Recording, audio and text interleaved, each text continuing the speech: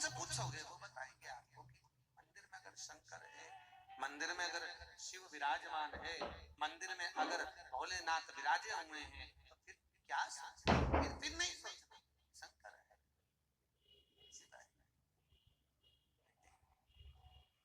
अब एक दिन ऋषि का शिव की आराधना में लगी थी, युवानी अवस्था हो गई, और युवानी अवस्था में जब जवान हो गई, बड़ी सुंदर थी, अति रमणीय, अति सुंदर, बहुत सुंदर, बहुत। और इतनी सुंदर ऋषि का, इतनी सुंदर थी, शिव का भजन कर रही थी। वहीं पर एक मूड नाम का राक्षस है, क्या नाम था उसका, और मूड नाम का राक्षस आया, और उस मूड नाम के असुर ने आकर जब ऋषिका को देखा, तो देखकर उसकी चित्त वृत्ति में, उसके मन में ऋषिका के प्रति प्रेम जाग गया, काम उत्तेजना जाग, और वो ऋषिका को अपना बनाने के लिए प्रयास किया, और ऋषिका को अपना बनाना। बहुत ध्यान दीजिए, एक कथा आपने भागवत जी में सुनी होगी, पवन रेखा की। कौन? कंस की माँ, राजा कंस की माँ पवन रेखा रजस्वला धर्म के, कौन से धर्म के?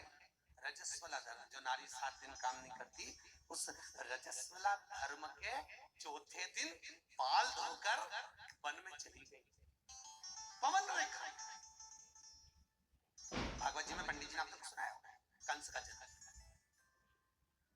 पवन रेखा चौथे दिन बाल धोकर रजस्वला धर्म के चतुर्थ दिवस में केश धोकर बाहर निकली। स्त्रियां धोती हैं बाल।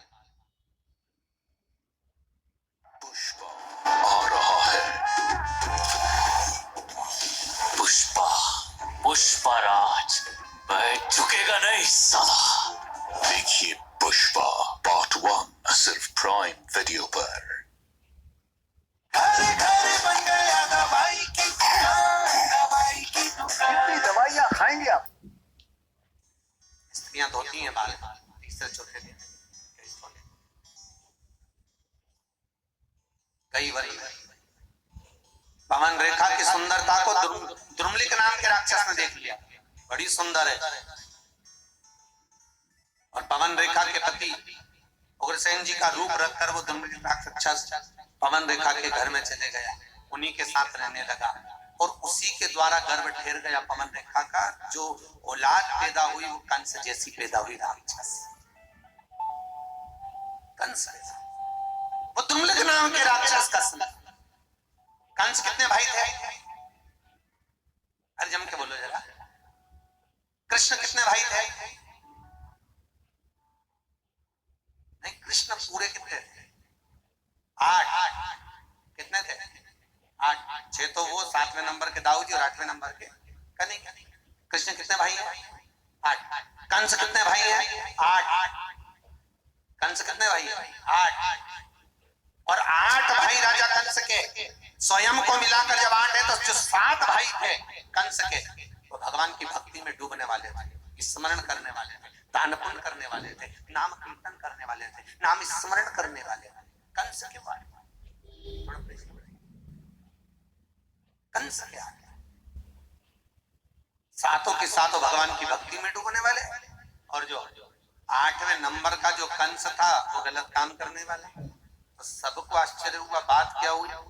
तब मालूम पड़ा कि पवन रेखा के गर्भ में जो संतान थी वो द्रुमलिक नाम के राक्षस की थी, इसलिए 8वां गर्भ बिगड़ गया, अष्टम गर्भ खराब। 8 मालूम पड़ा। अब मूड नाम का असुर राक्षस ऋषिका को अपना बनाना चाहता था, ऋषि का भजन में डूबी हुई थी। बहुत ध्यान देना साहब, राजा श्वेत भजन में डूबे, मृत्यु देवी को भी मरना पड़ा था, यमराज के भी प्राण छूट गए। यमराज राजा श्वेत के कारण और अब स्वयं ऋषिका जब शिव की आराधना में लगी हुई है, ऋषिका जब भगवान शंकर का भजन कर रही है, ऋषिका जब शिव का स्मरण कर रही है, ऋषिका जब शंकर का अनुमोदन कर रही है, और उसी समय पर जो मूढ़ नाम का असुर आया, शंकर का भजन में तो ऋषिका डूबी थी, स्वयं शंभु प्रकट हो गए और शंकर ने प्रकट होकर उस मूढ़ नाम के राक्षस का संहार करा। ऋषिका चरणारविंद का स्मरण करने लगी, प्रभु इस मूढ़ नाम असुर ने मुझे गलत दृष्टि से देखा है, गलत दृष्टि से देखा, और मूढ़ नाम के असुर ने जब मुझे गलत दृष्टि से देखा है तो मेरा जीवन शिव आपको समर्पित करने के लिए नहीं रहा, कुछ कृपा करिए। शंकर भगवान ने गंगा जी को बुलाया, गंगा इस ऋषिका ने जिस शंकर के शिवलिंग की पूजन करी है, वो शिवलिंग नर्मदा जी के तट पर यहाँ नंदीकेश्वर के नाम से विराजमान होगा।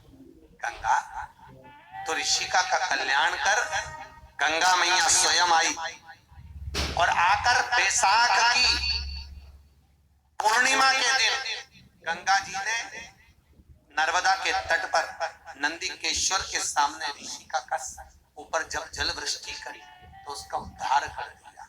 उद्धार करा तो ऋषिका ने हाथ जोड़कर निवेदन करा, गंगा मैया मैं भले शिव के धाम चली जाऊं पर निवेदन आपसे इतना सा है, वर्ष में एक दिन आप नंदीकेश्वर पर आकर स्वयं विराजमान। आज भी नर्मदा जी के तट पर नंदीकेश्वर शिव का शिवलिंग है, महाराज शूलपाणेश्वर की झाड़ी के आगे, वहां पर दो नदी की धार है। कितनी है? दो। एक ये नर्मदा जी बहकर आ रही है और एक नदी ये गंगा का जल है। तो ये जो नर्मदा जी बहकर आ रही है ये तो निरंतर बह रही है, पर एक नदी का स्थान बना हुआ, एक नदी का स्थान बना हुआ, वो नदी साल में केवल एक बार, आप लोगों ने किसी के व्हाट्सएप पे भी वो आयुगी नदी का दर्शन करा होगा शायद, अभी बीच में एक बार किसी के व्हाट्सएप पे मैसेज में भी एक नदी तो बह रही गंगा नर्मदा, और जो दूसरी नदी है गंगा वो बैसाख की पूर्णिमा के दिन साल में केवल एक बार वो नदी नर्मदा से मिलने के लिए गंगा आज भी आई है, आज भी आती है, केवल एक दिन के लिए, केवल मात्र एक दिन के लिए, वो बैसाखी। लोग कहते हैं महाराज जी शंकर के चमत्कार क्या, हम कहते चमत्कार देखना है तो कभी तुम जाओ बिजली महादेव पर जाकर देखो कि पूरे भारत की भूमि की सबसे पहली बिजली शंकर के शिवलिंग पर मनाली में गिरती है। बिजली महादेव के ऊपर बिजली गिरती है और शंकर के टुकड़े टुकड़े हो जाते हैं, और वहां एक व्यक्ति मक्खन मंगकर लाता है और शंकर के टुकड़ों को जोड़ता है, फिर हाथी की सूंड से पांव से भी तोड़वाता तो शिवलिंग नहीं टूटता है। Sometimes the key to a lock is not a key. You've got to think differently, act creatively, and just keep at it until you crack it. नहीं टूटता है, वो बिजली महादेव मना, कभी मौका मिले